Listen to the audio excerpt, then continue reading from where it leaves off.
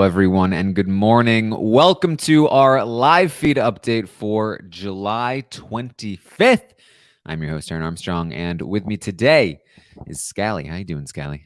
I'm good, Taran. I'm excited to talk about Big Brother. Feel like we got some exciting updates yesterday. Ready to finally get to talk about this season.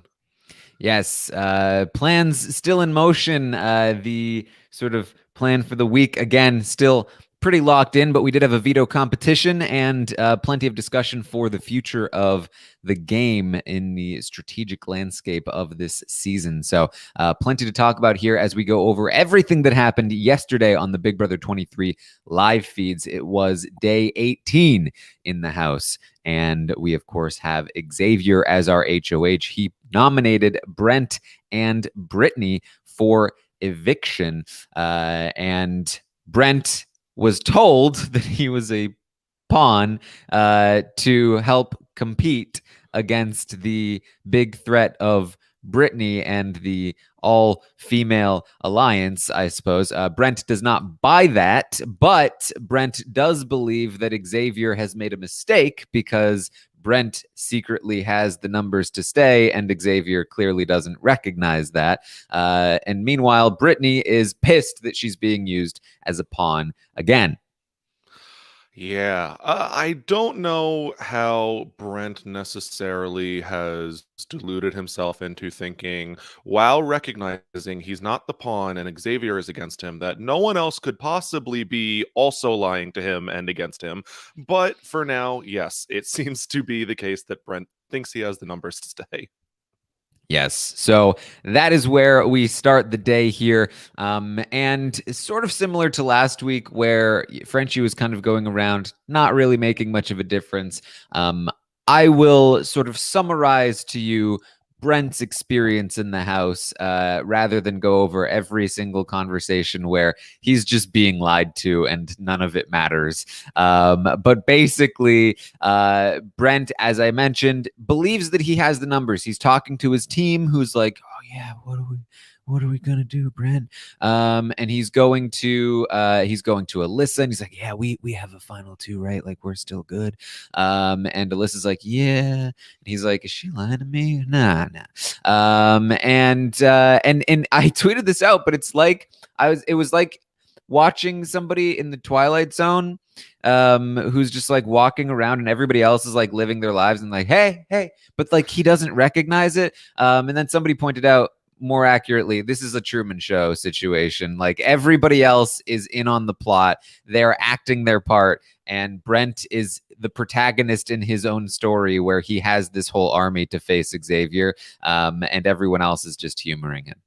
Yeah, people have not been the biggest fan of Brent for a while, which means that they really have been placating him. I mean, Brent will say something like, "Oh, I actually look so cool when I'm just like intimidating people." It's like, yeah, Brent, you're great. Let's pump up the ego. It's not hard to know what Brent wants. He wants to, get the validation, but unfortunately, that has led to this point where when so easily people are feeding him that validation when he's on the block, he's still buying right into it. Yeah. So that's basically that's gonna be Brent's day for the day. So we don't have to get too much into what Brent is up to, except for one conversation that I will bring up because I thought it was particularly funny. In the meantime, the other side of the nomination coin is Brittany. I will talk about Brittany, Aza, and Big D and their conversations because they're going to stay in the game and it's going to matter a bit more. But it is similarly cyclical. So Big D and Aza are going to start the day here and talk about mainly Aza's frustrations. Aza has been frustrated since yesterday since the day before, because of the fact that Brittany was nominated again and the fact that she feels like she's being left out of the loop with the people that she's working with in the cookout, that Tiffany and Kyland and Xavier are not telling her what's going on in regards to why is Brittany on the block, why isn't Whitney up on the block next to Brent, why is her team being picked on. She doesn't like that. she feels like Kyland is working with Derek X, and Derek X and his people are all safe, and all of Kyland's pawns are safe. But Aza's team is getting picked on. This isn't fair. And she says that Xavier didn't come up with this on his own. She thinks Kyland's the one that got in his ear. And Big D's like, I don't know, I don't think so. But Aza is very much like she's just not pleased with the current state of things. Yeah. Aza had a great idea a couple weeks ago saying that, like, in order to keep the cookout under wraps, we should not have more than 2 to 3 members in a room at any time. Unfortunately, that has led to Aza spending almost all of her time in that back yacht room, really avoiding people, and it has caused her to not be as in on a lot of the game talk that the people that she is frustrated with have been involved in. So I think that at least Big D has been able to have those conversations with Xavier and Kylan that's calmed him down a little bit, given him a better point of view here. But Aza wants to play old school Big Brother, wants everything to be honest, and it's led to a lot of frustration for her. Yeah, it's actually a little bit funny. I actually didn't even think of this connection until just now, but during this conversation, or at least one of them, because there are many, because Big D likes to hang out in this bedroom. Aza also likes to hang out in this bedroom. Neither of them socialize too much outside of this room, so they end up talking to each other quite a lot, and it becomes a bit of a loop. But in one of these conversations, Big D they were joking around about who the mastermind of the house is. She thinks it's Kyland, and he was like, oh, like what if it was me? And she was like, oh yeah, you're in here playing me. Like you're gonna go out there and be like, oh, I'm sorry, she's complaining so much. What am I gonna do? And then he literally does actually go and do that a little bit later in the day, which we'll get to pretty soon. But I didn't even think about the fact that they joked about that, and then he actually went and did it. But yeah, that's kind of where they stand right now. It's going to continue to go throughout the day, so we'll return to them a little bit later. We do have a veto competition, and for the veto competition, Christian, Big D, and Whitney were drawn to compete. And I will say, the second I saw Christian in this pool, I was like, bet this guy wins. But we'll see. I don't know. Maybe I'm wrong. Yeah, and I think Brent thought the same thing, because as soon as Xavier goes ahead and picks Christian, I get they're on the same team, but Brent is like, if I'm on a pawn here, you are doing me no favors by picking Christian in this veto draw. I am not appreciative of this, and I'm going to let you know. Yeah. Yeah, Brent. So Brent talks to Xavier, and he's like, dude, I just want you to admit to me that I'm not the pawn. Just, I'm not a pawn. Just tell me I'm the target. This felt to me, if anyone watched The Circle this season, it felt very blue and orange tally. Just like, why won't you just admit to me we're in a private chat that you're fake? It's like, just tell me I'm the target. I know I'm the target. Just tell me I'm the target, please. And Xavier's like, I know. When I put you on the block, it was for a pawn. I don't see any reason why that needs to change. Yeah. If you know it, there's no sense in wasting time here. Like, put in work elsewhere, because Xavier doesn't have a vote. He's not going to admit it to you. Good luck with everyone else. Go do your work. I like, because we talked about this yesterday on the update a little bit, and I like how Xavier explains this later in the day, but he says that he feels like he's basically put Brent in a box by refusing to admit that he's the target. Even if Brent thinks that he's the target, it kind of puts Brent in the mindset of thinking that he's working behind the scenes, and it's preventing him from like being able to essentially declare open warfare, and have this sort of like, okay, well, if he doesn't admit that I'm the target, then I'm not going to talk to him, or like he's not going to go any further than that box that he's been placed in. And while I don't think it's quite as clean as that, I agree. I think that there is value in maintaining even an obvious facade sometimes if that player is about to go home and they're not on the jury. Yeah, definitely. You don't want to give, not that I think that he would be able to work his way out of the box anyway. You don't want to give Brent any outs here. I don't think that people really would be receptive to what he would be pitching, but there's no need to supply him with an extra argument for sure. Mm-hmm. So, Brent is then going to talk about this conversation. Yeah. I mean, he basically admitted to me, but it's he said that at first I wasn't a pawn. So Big D is going to talk with Xavier, and he tells Xavier, Aza's losing it. Like Aza thinks that the cookout is going to turn on her. And again, basically exactly what he was joking about. And he's like, we may need to reassess when we get down to the numbers here. And Xavier's like, I get what you're putting down. So Big D not going to go down with the Aza ship here. Yeah, for Aza, for Big D, it's hard to know which of them at this point is feeding into each other. It seems more like Aza this week, seemed more like Big D last week. When you're in that back room, Frenchie previously there, Brittany also there, with the probably four most paranoid people in the house, it is tough when you are just feeding that energy for each other, and you're going to work each other up and up and up, and Aza seems to have taken most of that on this week rather than Big D, and even almost more than Brittany. There's something about that room. The people who are like introverts who like to isolate themselves, I feel like they're just drawn to that room. Last season, that wasn't the case. It was, essentially, the core four was in there. Tyler, Cody, a bunch of people were in there that left the room a lot, and they just use that room as like headquarters. But I feel like it's usually this room. It's obviously not the open room.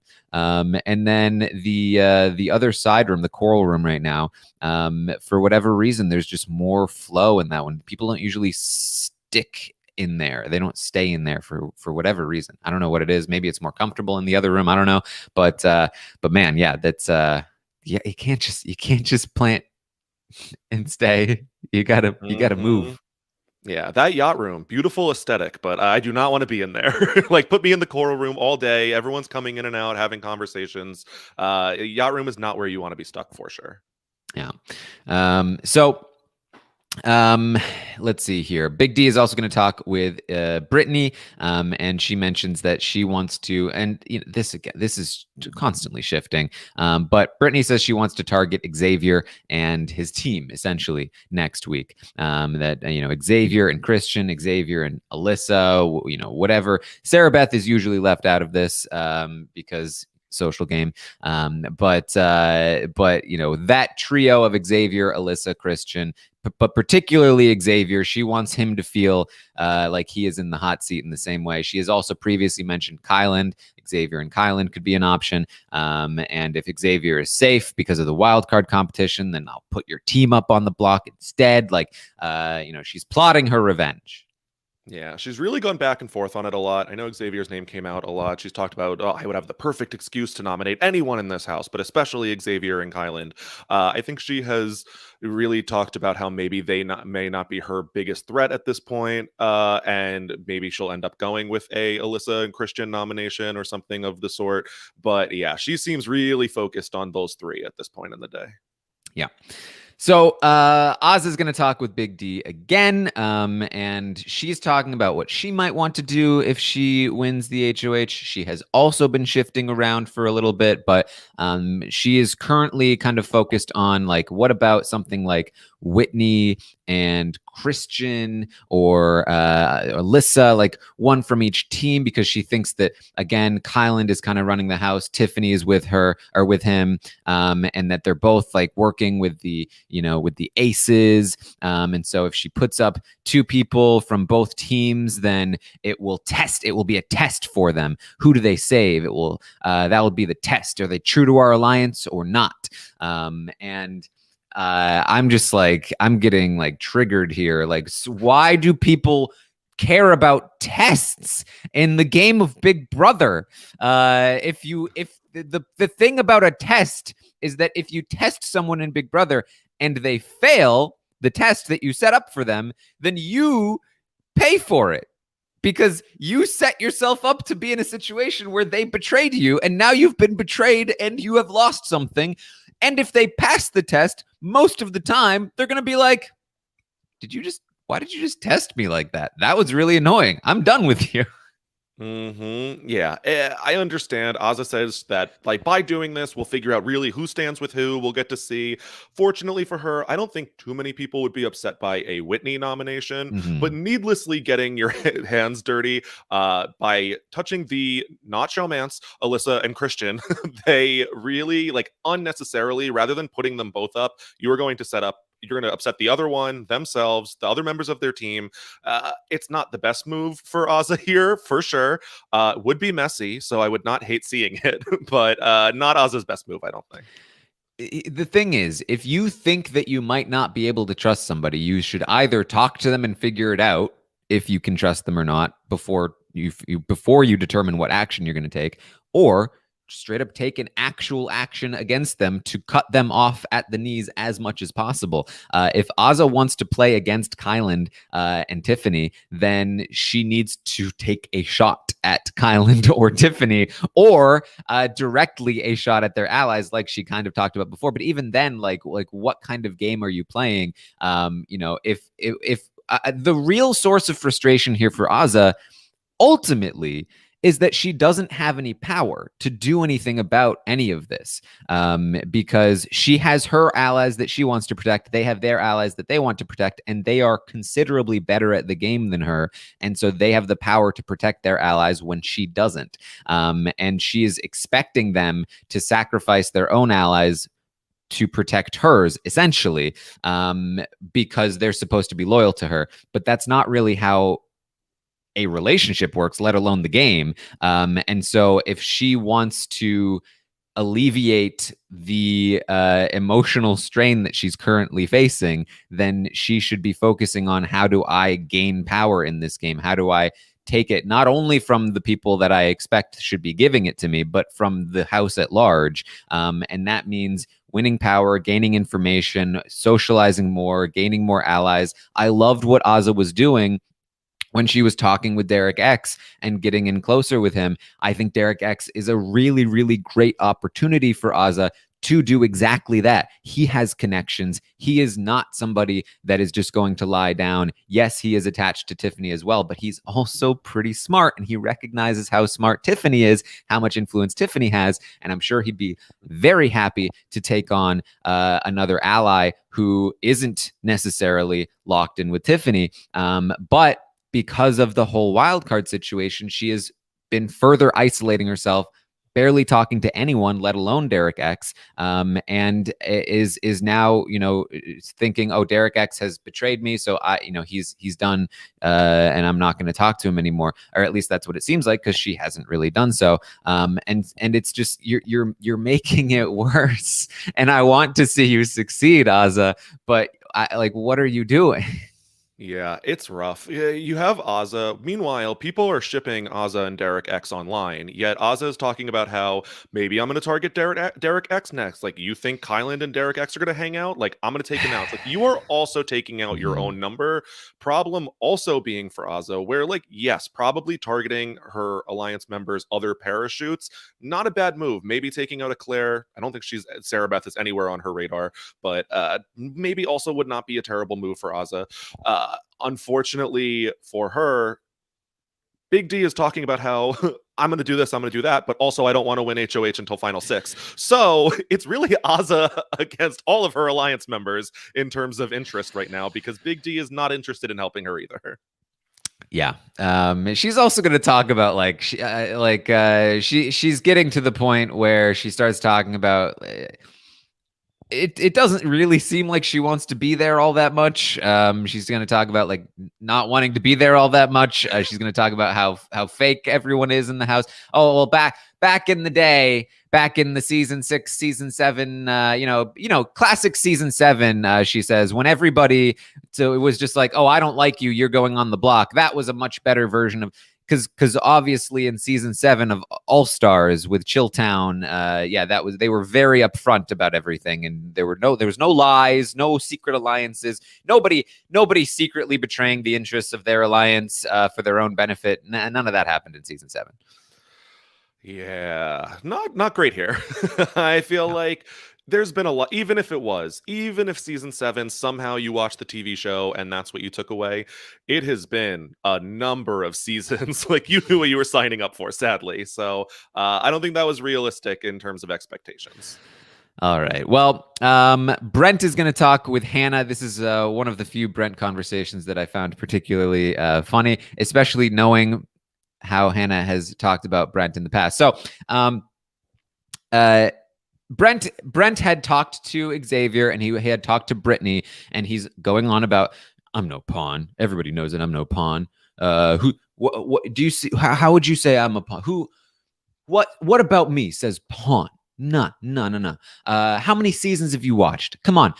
People like me are not pawns. And Hannah just chimes in, well, Caleb, season 16 was used as a pawn a lot, actually. What do you, okay, well, look, I'm not looking for facts right now. I'm just trying to make a point.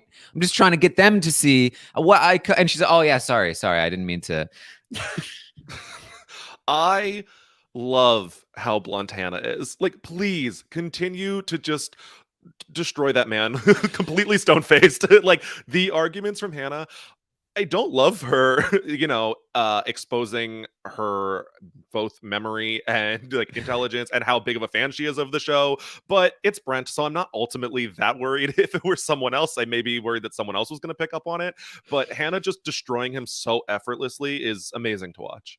I loved it because it's a double it's doubly great against him, and he doesn't even know it, because like there's the more obvious thing where it like kind of was a bit of a buzzkill to him, like he was off on this big rant and she kind of like gave a counterpoint, which is like the obvious thing that she can get away with. But then there's the second sort of like much more subtle thing that he clearly does not know about, which is that she has talked to Derek X about how Brent is a Caleb, and she is essentially like the Amber, and so she is like straight up calling him Caleb, and he's not even realize it's great. Very good. Yeah, both Hannah and Alyssa have just been not loving the attention that they've been getting from Brent, to say the least. Yeah. So we're then going to get to veto competition. And in the veto competition, we are going to have Christian take it home. Christian's going to win this. And I was literally like, I was not surprised. I would have been more surprised if he hadn't won it. I'm telling you, this Christian guy, he's dangerous in these competitions.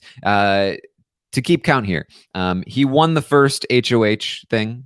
Now, granted, it's only against 3 people, but then he won. He won the second part of the first HOH against 3 people. His team let him down. He then won the wildcard competition against 2 people. He then lost the week 2 HOH competition, which was a crapshoot, but we know that he went into that intending to throw it, and it was a crapshoot. So between it being a crapshoot and him intending to throw it, like, and then he lost this most recent HOH, which was a quiz competition. That's, in my eyes, the only one he's legitimately lost, because I do think he was trying to at least stay in for longer than he did, and he did not. So maybe quiz competition's not his strong suit, but again, it was one question. Elimination style quiz is much more crapshooty than other like point style quizzes. And now he has won a veto competition against 5 other people. And while it might seem like I'm trying to stretch to be like, oh, he's won almost everything he's played in and all of that, you have to take into consideration there are still 14 people in this house, and most of them are like 0 for 5, 1 for 5. Derek X is like 2 for 5. Christian is essentially like 4 for 5, 4 for 6 at worst. It's impressive. It's dangerous. And more importantly, people are still not really talking about it all that much. They're talking about Derek X and how good he is at competitions, and they certainly see Christian as somebody that's good at competitions. But nobody's really talking about targeting Christian or him being like overly threatening in competitions quite yet. For sure. It's like the one meathead that we're deciding to leave in the house is the one that no one's threatened by, but yet probably has the best ability to win competitions out of any of them. Fortunately for Christian, I think everyone else is taking his game sense to not be quite as threatening as some other people in the house. Christian does not come off like he's playing hard. He is hanging out and mingling, but he's not leading the strategy conversations. Definitely Alyssa is taking more of the brunt in terms of that duo. So while Christian, yes, appears to be dangerous in competitions, we could use that later. It's fine. But you don't want to let him get too far, because that run is dangerous if he ultimately makes it too far in the season. Yeah, and actually, somebody does make a good point in the chat that Derek X has also thrown two of the competitions he's played in. So Derek X is probably more like two out of like 3 or 4, which is still not quite as much as like 4 out of 5 ish, but still, he is. I do expect Derek X to also do. I don't think people are wrong to be worried about Derek X's competition prowess at all. So Christian has won the veto. He has no intention of using this thing. The week is set in stone here in terms of the nominations. Could there be a vote flip? Very unlikely, but we'll talk about it later. Brittany thinks that there is still a chance that she could come down, though. And that's because when she talked to Xavier at the start of the week, he said, I'd think about it. And she talked to Christian and he was like, yeah, I'd consider it. Yeah, both these nominees really had unrealistic expectations in terms of their odds of someone taking them down off the block. Brent, in thinking that Whitney was totally gung-ho. Meanwhile, she's like, I'm going to win and not take him off. I don't care. I will send him home. And you have both for Christian and Xavier. Brittany was like, all right, at least you're saying there's a chance. Like, I will talk to you and hopefully you come through with it. I've already done my job. Maybe someone else can go ahead and do this job for me instead. I'm not really feeling these last 5 days on the block. But I don't think Brittany's going to have much luck here in this conversation. Yeah, I think Brittany actually said maybe paraphrased, but she said something along the lines of, there's no reason that I should have to sit on the block for the whole week when he can easily put up somebody else to do it instead. Yeah. What does that even mean? Yeah, I always am like trying to keep in mind with Brittany, she does not seem to have the best she's not able to look at things from other people's perspective all the time as well, which I am always keeping in mind when listening to her conversations. But it is just like the argument, sure, there's no reason you have to be, but there's also no reason anyone else has to be either. And unfortunately, you're already up there. So it's going to be a lot easier for you to continue doing this than for you to have done it and someone else does it. And then, next week we'll just use someone else. Like, Brittany, unfortunately, you kind of have landed yourself in this position. It's just, I mean, it's another sort of thing where it's just like if you want, focusing on your own needs and desires, and expecting others to, sort of like cater to them essentially without providing any kind of reason why they should, is just going to lead to frustration, especially in a game like this. And like the thing is too that like I feel like I saw better game sense in Brittany prior to her going on the block. And so I do feel like perhaps some of this is that, when faced with high stress and adversity, she is sort of struggling to handle it and adapt. And that might be part of what's happening here. But it's definitely it's not really going to get her anywhere here, to just say like why essentially she is just screaming into the void going, why me? It's just not going to get you anywhere. We've seen with a couple people this season that like the player on the block versus the player off the block are not the same people. Kyland is a totally different player than he was week one, which good for him. But unfortunately for Brittany, I think she's going to be finding herself on the block a lot more than Kyland will. So I think that this side of Brittany is sadly what she is probably going to be playing the game as multiple times. She really has not made a clear argument in like how she benefits their game other than being a pawn moving forward. She talks at one point about like, who's someone in this house that no one will be that upset with if they go up on the block. It's like, that is you. You are that person. I'm sorry, Brittany. Like, yeah, unfortunately, that is the position you found yourself in. Yeah. So Derek is going to have a conversation. Brittany's going to come up with like a whole plan to like, oh, we'll do this. It's not going to go anywhere. We've talked about it enough. But Derek talks with Brittany. Again, Derek doing decent work. I like what he does when he talks to people. The effectiveness seems to be that, people like Aza and Brittany, who are pissed at Kyland and Tiffany and Derek X and Xavier. Of those four, Derek X seems to be doing the best at damage control, but it's still not the best. It's still not that effective. However, he is not really talked about as a target amongst them as much anymore, which is, I think, in part due to his damage control, in part due to the fact that they don't see him as one of those power players. But he talks with Brittany for a while. I appreciate that he's putting in the effort here, and I do think that he does a halfway decent job. He is going to try to explain to her that, why would Xavier want to put somebody else up on the block? That would just get more blood on his hands. Like you need to be able to look at it from his perspective, and he tries to explain that in a kind way to her. And they also talk a bit about some game. And talk about going after. She talks about going after some of the kings, which is sort of music to his ears because that's increasingly what he is looking at. And I feel like sometimes we get sort of bogged down in the weeds of the events that happened. I want to try to give you the slight overview to make sure that you're understanding where things are going here. The teams are becoming increasingly important, especially because Hannah, in particular, a few nights ago, has really started to push toward let's target Alyssa, and that has evolved toward Alyssa and or any of the kings that aren't Sarah Beth, because we need at least one of them gone.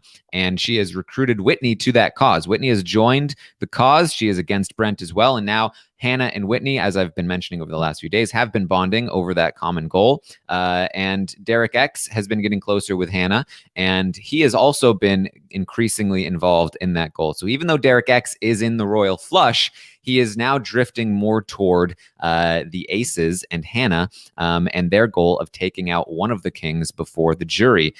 So he is heading in that direction. And so when he hears that Brittany is wanting to go after one of the kings, that's great news for him. Yeah, Alyssa has really just let relationships go in favor of hanging out with Christian more. Yeah. Because up until this week, even, I would say Hannah and Whitney were two of the women she was closer with in the house and actively talked about liking her and wanting to potentially work with her in the future. And it has seemed that like all of that has gone out the window. I really don't know outside of Christian who's going to be super against Alyssa going home. They talk about how if Christian, Xavier, and Alyssa all end up in the jury together, they're all going to vote the same way, and a block of 3 is so dangerous. So the target is increasingly becoming much more pronounced on Alyssa's back. Now, so while the Aces are heading in that direction, the Kings, as we'll talk about, in fact, we can just talk about it right now. The Kings are talking more about going in the other direction. They are talking about targeting some of the Aces, including Whitney and Hannah. So the Kings and the Aces are beginning. Basically, what's happening is there are 4 teams. The Queens are running the show. The Queens are aligned with both the Kings and the Aces, and they have connections to the Jokers, but the Jokers are feeling underappreciated because they're not as powerful as the Kings or the Aces, and so they're thinking about like, well, we'll ruin the queen's plans, but not by putting them up, but by putting up their friends. So that's what the aces are up to. Meanwhile, the kings and the aces are starting to look at the board, and they both think that they're great with the queens. So then they're looking at the jokers. The jokers, what are they? They're not a threat. Why would we go after the jokers? That's a waste. So now they're starting to look over, oh, okay, next biggest threat then are the aces or the kings, depending on which team you're on. And so we're getting the aces starting to target the kings starting to target the aces, and the queen sitting there in the middle looking at who should we go with. So that's basically where things are. The kings are going to talk about this, not in that same way, but they're going to talk about how they think the queens are good with them, and that the people that they should go after next are Whitney, Brittany, and Hannah. And that next week they would probably put up something like Whitney and Hannah. Brittany's, for all we talked about, Brittany's complaining seems to have worked a little bit in terms of preventing her from being talked about as a pawn next week. But the end result is that the following week, they would just straight up take her out of the game because of the complaint. So that's kind of their plan right now. And if the queens have anything to do with it, Brittany will go up on the block anyway. They would prefer that Hannah not touch the block as a pawn. They're going to talk about that later in the night. So that's basically where things are standing here as these groups are shifting. Yeah, like we've talked about a couple times, Whitney is much less insulated. I don't think that would be really too big of a problem for anyone. Hannah is going to be much more protected should she end up on the block against Whitney or Brittany. I think that also the only scenario which I find that week to be causing any chaos is Whitney winning the veto, but I don't know how likely that is necessarily, because I think that you're really going to have a struggle between some of the players in the game should that happen, but I'm not too worried about that scenario coming up. Yes. So that's basically where things are heading here. Hannah is going to talk with Derek about some of this. They talk about Claire and Tiffany. They think that Claire and Tiffany will be on board with taking a shot at the Kings next week. They're wrong about that at the moment. They, at the moment, are thinking they would prefer to take the shot at Whitney first, and they are also still looking at Brittany before taking a shot at the Kings, although they are still concerned in general about the Kings. They do want to take a shot eventually, but not quite as soon as Hannah or Derek would like them to. Hannah or Derek now thinking they would not like to lose Whitney if possible. So, however, for Hannah and Derek, they would ideally love to have the jokers do it for them. They're going to discuss the fact that the jokers are thinking about taking a shot at the Kings, essentially to mess up the queens, who they feel like are working with the Kings and all of that. They also feel like the queens are working with the aces, but take it for what it's worth. This is the part I don't like, or I guess two parts I don't like for Hannah and Derek. One is that they are mistaken in that the queens will be with them against the Kings. And second is that they are talking about throwing the HOHs to the queens or the jokers who are unreliable in terms of who they might go after, and the queens who would go after Whitney. And in general, I would like for them to just win an HOH so that they have some power, because things are still, even though the Royal Flush is technically a majority alliance that is doing very well and calling the shots, and there is clearly defined sort of like these people are in power, these people are on the outs. The house is still very shifty. Where will the queens land? Where will the war between the aces and the kings end up? Where will the jokers go? That's all still in flux, and winning power is still going to be very helpful. For as well as Xavier has done to keep things calm this week, he has not done a lot to build anything of his own, and that has continued to leave a little bit of a power gap here, or vacuum here, that if somebody won and started to try to really recruit people to their side, could take advantage of if they won HOH next week. But they're still talking about potentially throwing. I know there's been like a small section of voices complaining about how like, oh, Brent going this week is just going to be so boring. It's like, yes, I will take the back half of a week being a little boring in order to get someone who's just going to be targeted again next week out of the house. And given that people, like you said, Xavier has not built anything new, or really things have not strengthened all that much this week between any of the alliances. So I think that we are looking at a much more open scenario moving forward once Brent leaves this house. Yeah, and I will say, I certainly understand the people that feel like, they're looking for the more sort of short-term excitement of will this person go home or not. That's certainly what the episodes like to focus on. Personally, I am a massive fan of the current pace of the game because basically each week so far, at least the last 2 weeks, Thursday night's been a little slow, but Fridays have been super packed full of game talk and different plans and different things happening, and it's very exciting. Saturday tends to be pretty exciting as well. With Veto, there's still some stuff going on, and then the rest of the week is set in stone, sure, but there's still a lot of long-term game strategy being talked about, and things are constantly shifting in terms of that long-term game strategy. The things that will set up future weeks for those plans and those Fridays and Saturdays, and what's particularly exciting about this season to me is that instead of, Big Brother Canada 9 was definitely very fun to watch, but it was mostly like a bunch of people who were running around like with their heads cut off, like trying to constantly change their minds and like constantly like all this stuff. This season is a season of a bunch of very strategic players who are constantly trying to get a one-up advantage on their allies. And because of that, they're shifting slightly to be like, oh, I'm not in the optimal position. I'm going to shift slightly over here. And then the other person said, I just saw that person shift slightly over there. We need to shift over here. And that's why things are constantly moving. And that's very fun. And I'm definitely curious to see what that means for, especially once some of these like consensus boots like Brent end up leaving. Unfortunately, the most stagnant players in the game left now will be the Jokers, who are just kind of sitting there.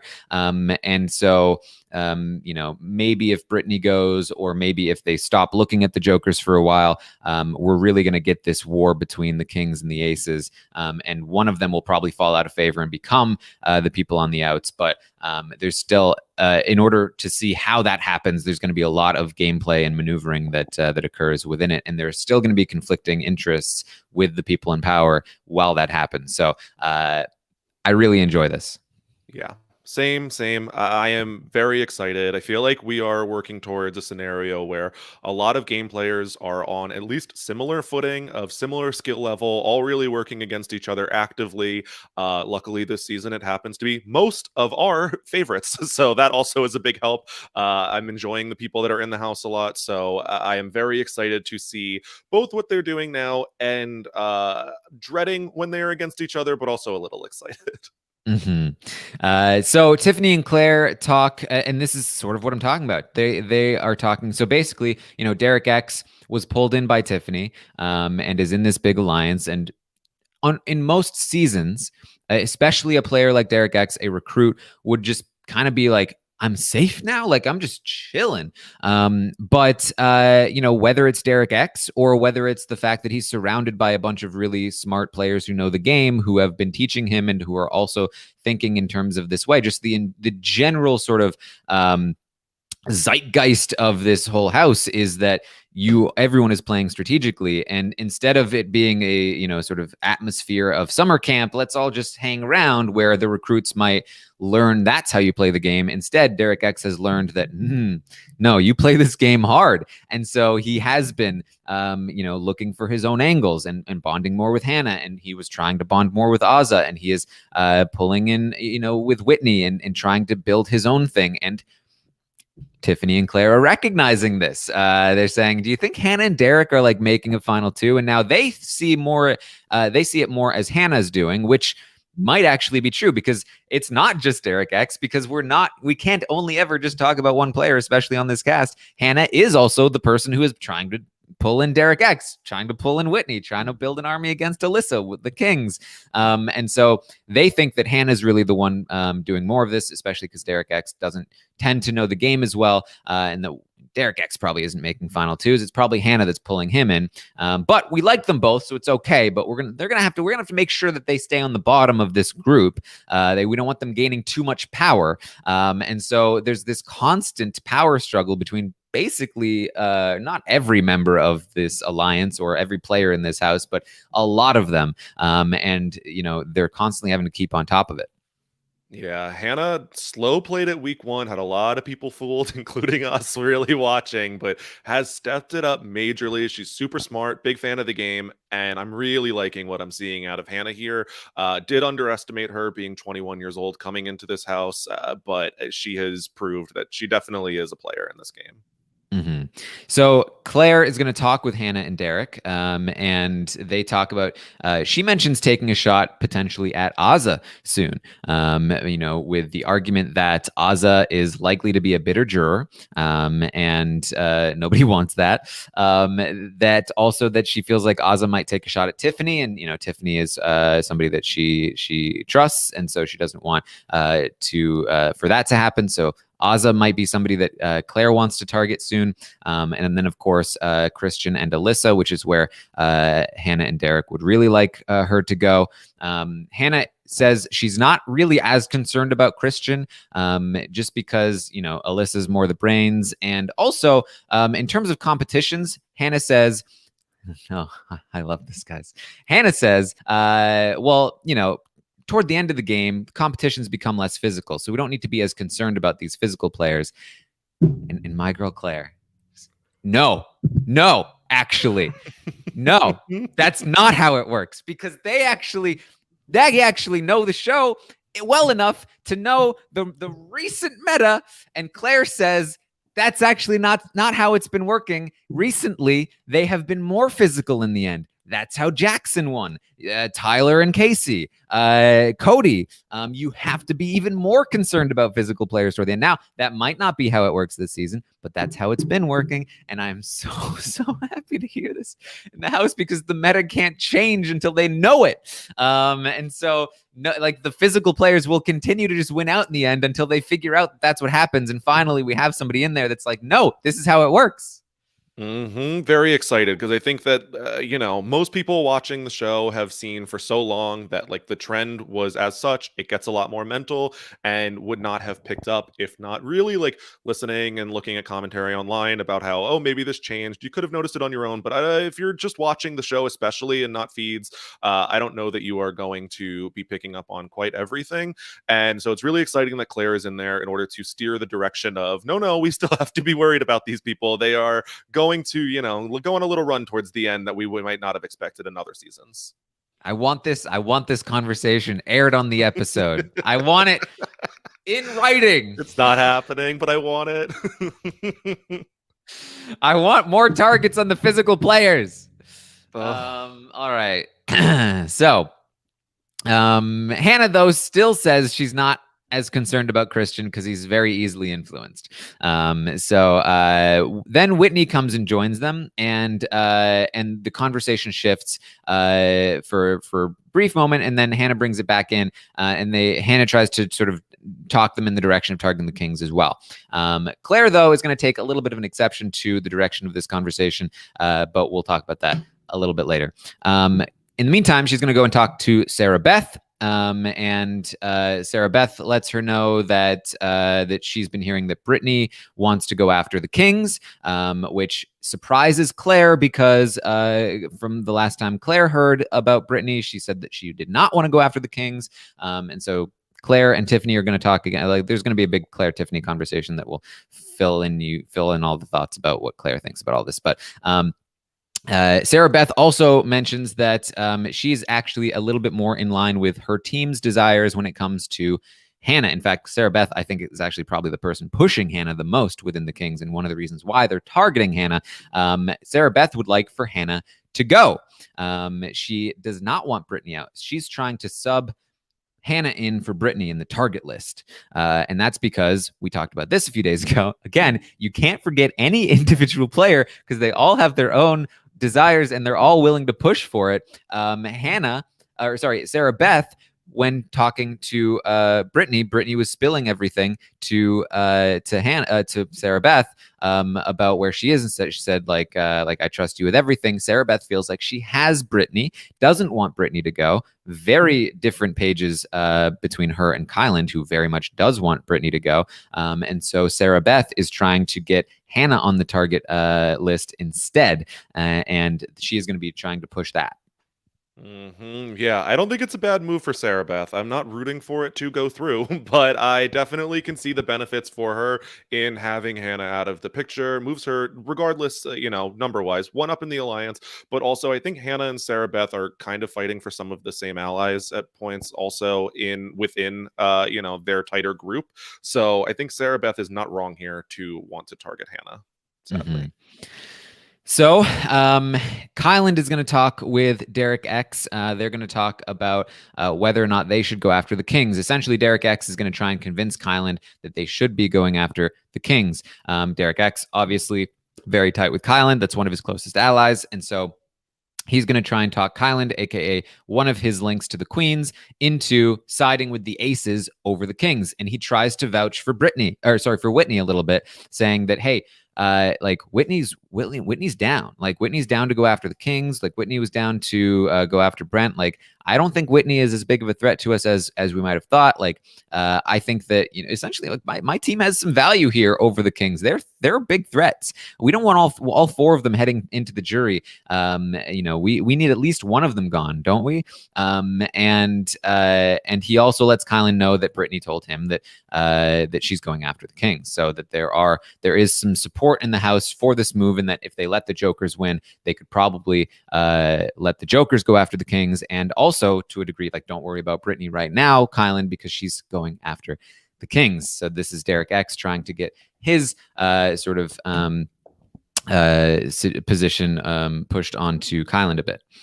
Yeah, it's tough because for Derek and Hannah and Whitney, I don't think it's super beneficial outside of like mood of the house, mental health reasons, and all of the above to get Brent out this week. With the teams becoming so important, they probably would benefit obviously the most from keeping him here, but they're over it. They can't deal with it. Unfortunately, are realizing that like, all right, well now if Whitney goes, it's going to be just down to Derek and Hannah, and that's not so great.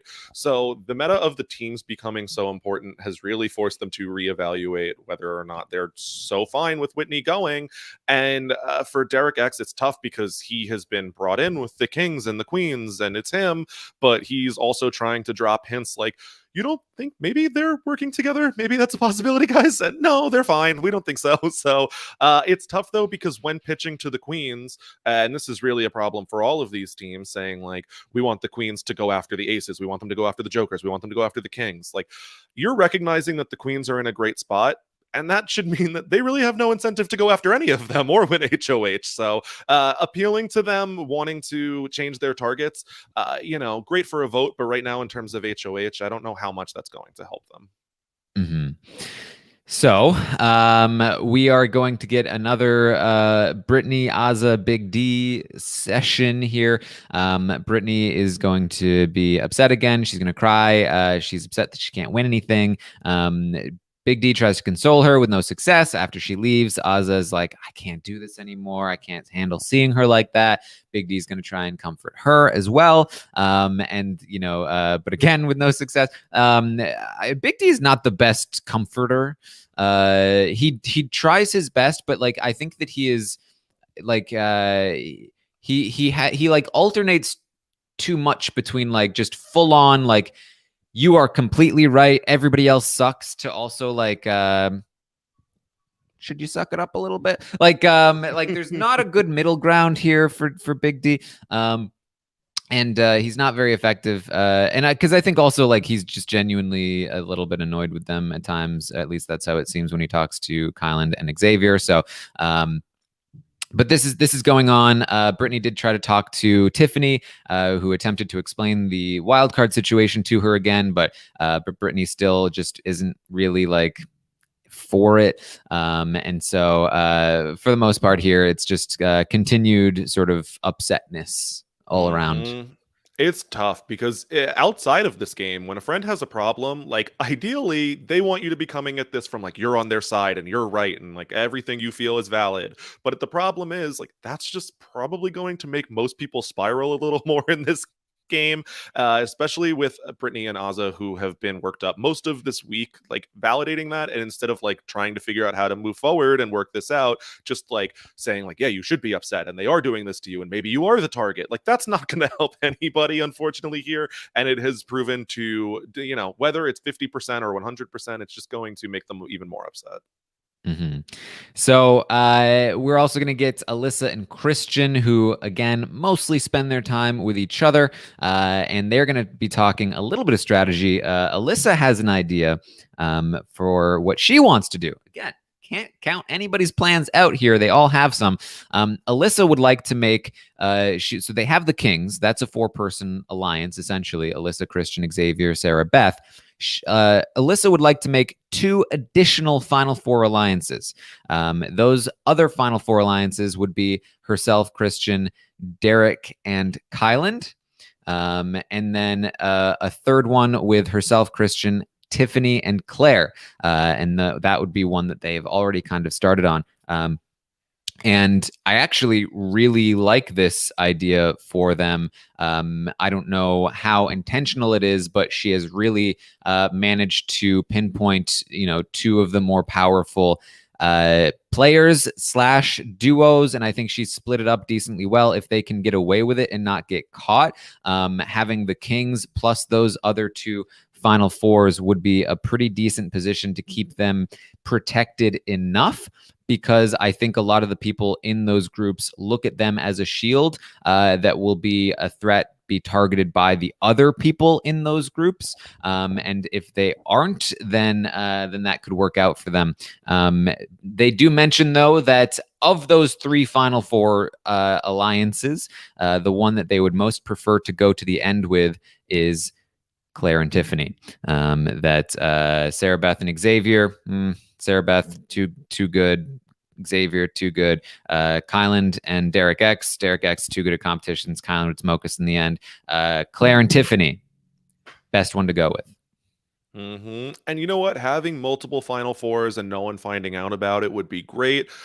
As we said, the operative word is no one finding out about it. And Kyland, I love him, but he is a little bit of an information leak. I do not have a ton of faith in this staying completely secret. So, setting up multiple like pathways for yourself within your alliance, great.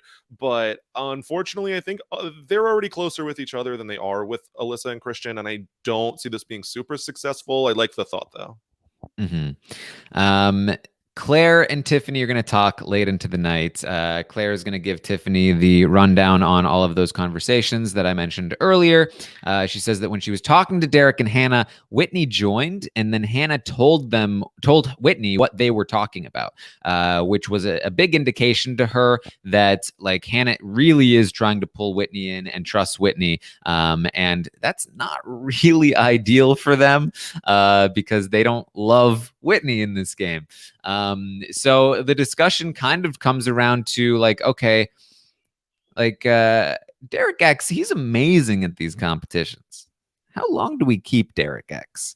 He definitely has to be cut before the Final 5. If you sit next to Derek X, he's winning $750,000. So they talk about like, who should we go to the Final 5 with? It's thinking, them, Sarah Beth, Kyland, and X, I think is what Sarah Beth proposed. But they're thinking maybe instead of X, Alyssa. But do they want to bring Alyssa that far? They're not sure, and these are so far in the future that it doesn't need to be set in stone.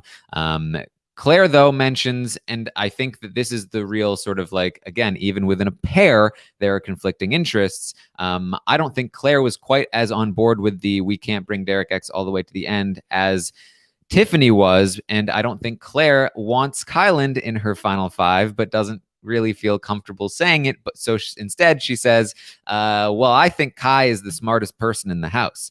And, if you think about it, like Derek X has only won, like the 2 competitions he won were like the same kind of competition. So, and Tiffany says, yeah, but I think we keep Kai.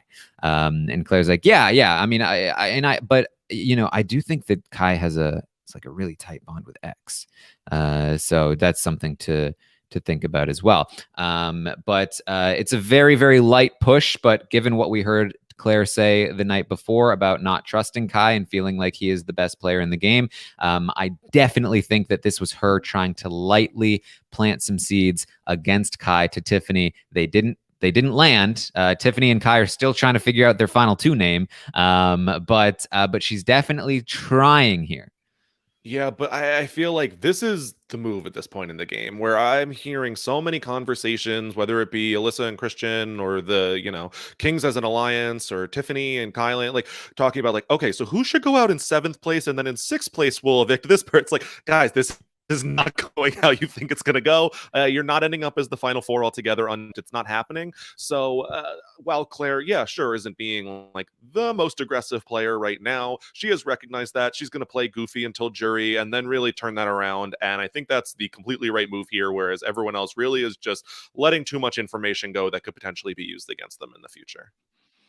And I think this is a great start for Claire. I think that if she continues to try, like, it's a very difficult thing to do, especially because Tiffany does really seem to want to work with Kyland, and I think that there's a lot of like things that need to happen to really break through. But basically, if Claire can continue to just be very subtle about it, and slowly work on it, then maybe she can get Tiffany to be a little bit wary of Kylan. That's all she really needs to move forward. But it's definitely interesting. There's also a point in which you need to just kind of like give up and not try. Like if you realize at some point that Tiffany's not going to turn on Kylan, then you need to sort of like go elsewhere for that, right? So interesting stuff there. Sarah Beth, she says, Sarah Beth let me know that Christian is going to put up Whitney and Hannah if he wins the HOH. And that means that like all of a sudden they're putting up Hannah instead of a Joker. They really would prefer that the Kings put up Whitney and a Joker than Whitney and Hannah. They're, again, going to talk about trying to get them to do that. Then the conversation gets a little weird because first of all, again, they're all fans. It's very fun. Claire is like, I don't think the cameras are on us. That must mean that they're like everybody's talking mad game tonight. Because like they're talking game, and if the cameras aren't on, then that must be there's more game going on. And Tiffany's like, no, I think they are. And then they realize that they are, and they're like, okay. But Tiffany says, Kyland is up real late tonight. He's talking game. What is Kyland up to? Do you think he's trying to flip the vote? And they don't think so, but they think it's possible, and they go over scenarios. And one of the reasons why they think this might be happening is because A, Kylan's been pushing for Brittany to go quite a bit.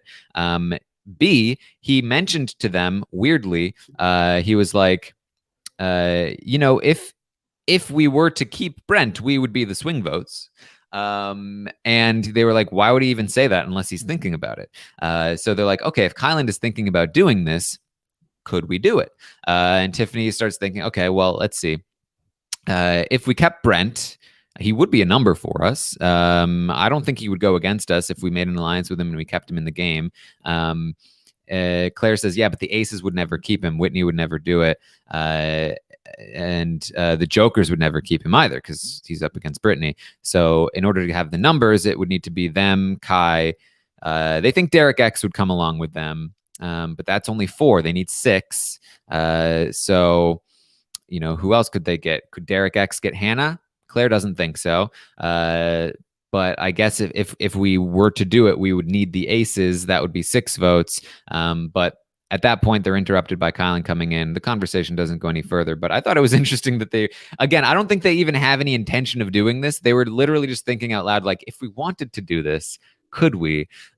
Which is still like a level above, I think, normally what we would see in a cast. Mm-hmm.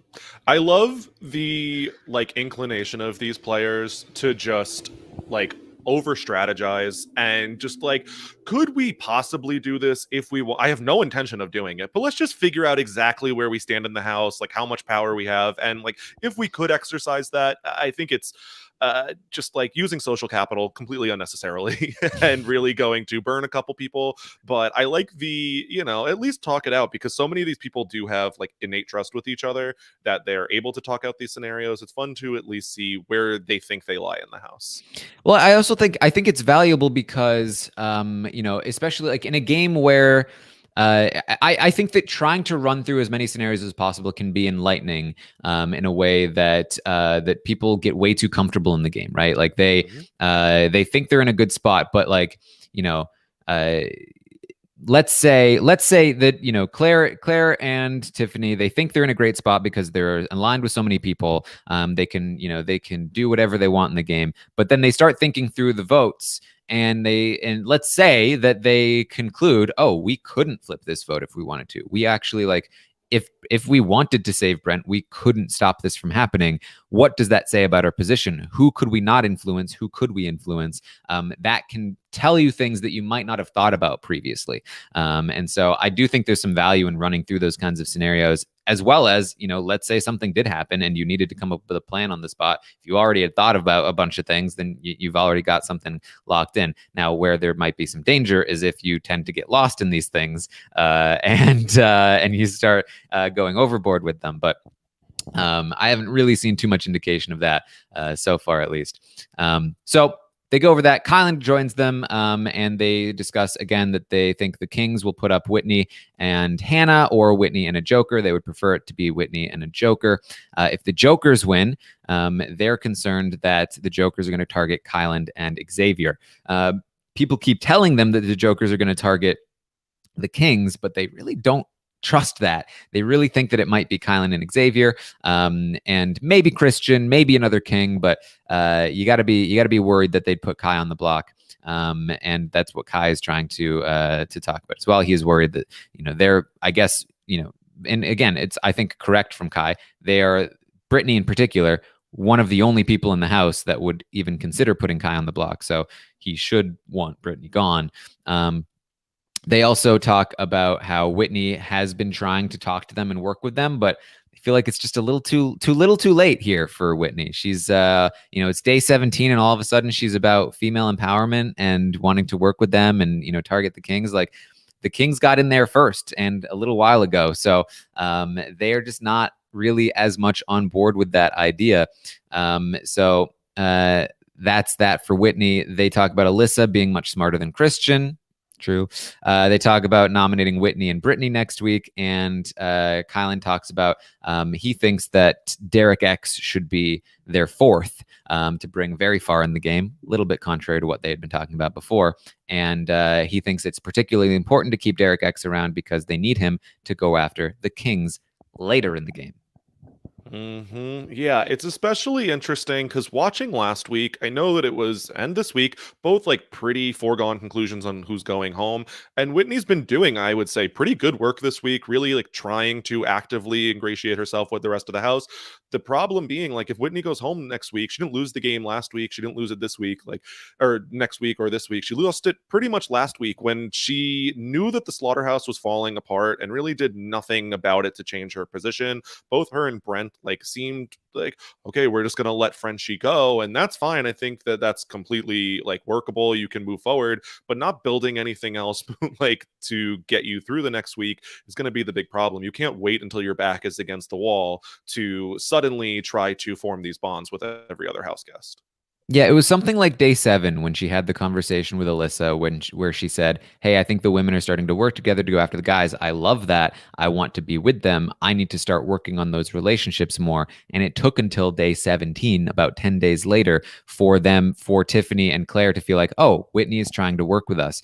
It just took way too long. You need to be working harder, especially in a house like this. I don't think that means that her time is up. I think she has plenty of outs, and I think she still has the ability to work her way in. But she's in this position for that reason, I think, specifically. So just to cap off the day here in terms of where I'm at with these conversations, as I explained before, you've kind of got the Jokers just chilling. Or I guess not chilling, the opposite of that, just freaking out by themselves. Then you have the Queens in the middle of the kings and the aces, who are essentially going after each other and vying to work with the queens, vying to be the ones that get to work with the queens the most. And the queens are currently siding with the kings. They were with the kings first, and they trust the kings a bit more. In particular, the aces, the queens, primarily being Kyland and Tiffany, who are running that show, have connections to the kings more so than the aces. They have the Xavier connection with the cookout.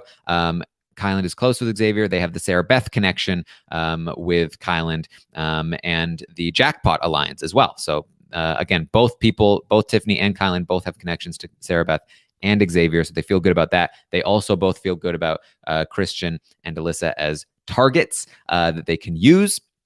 Whereas the aces are a little bit savvier. You got Derek X, you got Hannah, and you've got Whitney. Whitney, they barely talk game with. They've got Derek X, who they feel good about, but is very good at competitions and very smart. And they've got Hannah, who's very smart, and they're not entirely sure where she's going to go. And if they're going to try and pull in Whitney, then they don't know about that. So what I think the queens are trying to do here is essentially they would love to work with Derek X, and maybe Hannah a little bit, but primarily they want to stick with the kings. So the queens would like to take out Whitney, maybe even take out, maybe like leave Hannah there, but basically they want to weaken Derek X and Hannah enough to keep them at the bottom of the power structure, keep the kings at the top of the power structure, and that leaves them smack dab in the middle. The kings will feel like they're riding high, but secretly the queens have connections to the kings that will prevent the kings from being the real power. They'll just be the figurehead, right? So, because if Sarah Beth and Xavier secretly side with the queens, then the queens actually have the numbers, but the kings appear to have the numbers, and they have these big looming threats in Christian and Alyssa that will keep people distracted from the queens.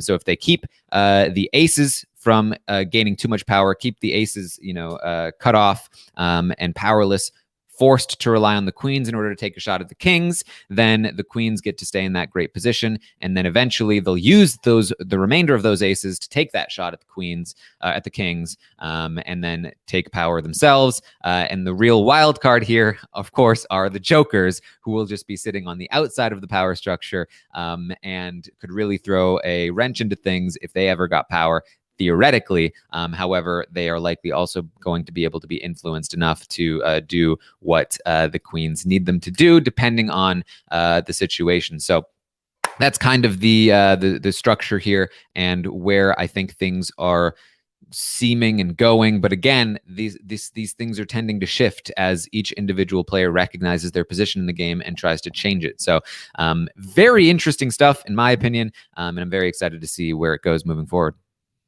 Yeah, I like it a lot. I think that ultimately, if they were to try to align with the aces, while it was always like Whitney and Brent, they're the big targets, and I think Whitney is probably the biggest target heading into next week. If they were to decide to suddenly start working with the aces, I think Whitney could really fall under the radar pretty easily. Deep into the game. So let's get her out of here now. And then like Derek and Hannah, both individually and together, like a decent target to keep in front of you. But I think the kings are much better cover for the queens. Ultimately, it doesn't make a ton of sense for them to even consider working with the aces over the kings, in my opinion. So I think that they are setting themselves up just fine moving forward. And this is partially why I really think that Hannah and Derek X and Whitney should all really be gunning for this HOH, because if they took a shot early at the Kings, it could really disrupt this very nice structure for the Queens, especially because, and I think they're worried like, oh, we might get in trouble with the Kings for it. But what it might actually do is kind of tip the Kings off that maybe the Queens aren't as with them as they thought. Because what are the Queens going to be doing while the Aces are taking a shot at them? Are they going to be like, no, we're trying to protect you? Or are they going to be like, sorry, who are you? We're with these people, right? So, and even if they're pretending to be, it can sometimes expose their position. It can really shake up the whole structure. So I really would like to see them try to win these HOHs, because I think it's very important for them to do so at this time. Meanwhile, Mhm. the queens, I think, are in a position where it's time to be throwing a bit here. They don't need to be putting Whitney on the block. That's going to piss Hannah and Derek off more so than they want to. So I think they're fine to lay off of this one. But again, interesting stuff. I'm excited about it all. Yeah, big time. Just like you said, the queens are definitely in the position to be throwing now. Kai only really has to be worried about Brittany, and I don't think that much even at that. I think they're pretty safe moving forward. I agree that the aces really should be going for HOH here because, like, even if the queens like manage to do a good job, unfortunately for Whitney and Hannah, they don't know it, but the Kings are already talking about them going on the block. So it's going to be ultimately, whether they know it or not, a much better move to really gun for this HOH. And here's to seeing if they recognize that. All right. Anything else you want to bring up, Scally? Not too much. I did notice the Britney wanting to propose a deal where she throws the next 3 HOHs in agreement for she will not go on the block for those 3 weeks.